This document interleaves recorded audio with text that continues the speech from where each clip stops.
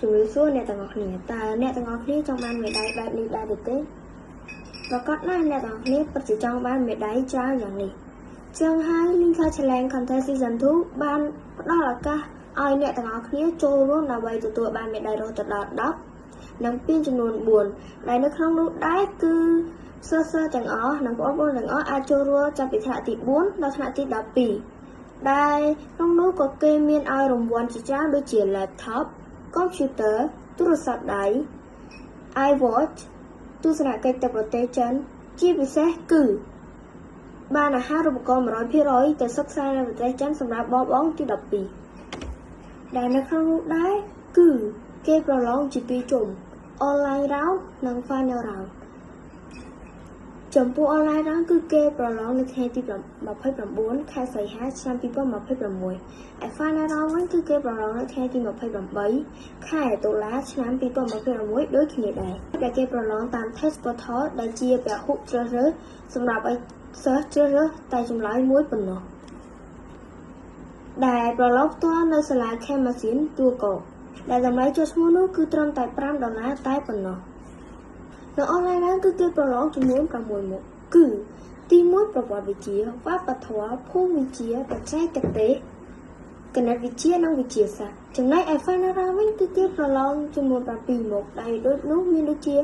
បច្ចេកទេសវិទ្យាសាស្ត្រគណិតវិទ្យាសំឡេងច្នៃប្រឌិតភូមិប្រវត្តិនិងវប្បធម៌ final round គឺគេចុះឈ្មោះត្រឹមតែ$25តែប៉ុណ្ណោះចំណែកឯមេដាយរួមវិញគឺគេគិតចាប់ពីtop 15% សម្រាប់មេដាយមាស top 50% សម្រាប់មេដាយប្រាក់និង top 70% សម្រាប់មេដាយសំរឹទ្ធចំពោះមេដាយទៅតាមមុខវិជ្ជាវិញគឺគេគិតទៅតាម top 5% គឺទទួលបានមេដាយមាស top 10% គឺទទួលបានមេដាយប្រាក់និង top 15% គឺទទួលបានមេដាយសំរឹទ្ធ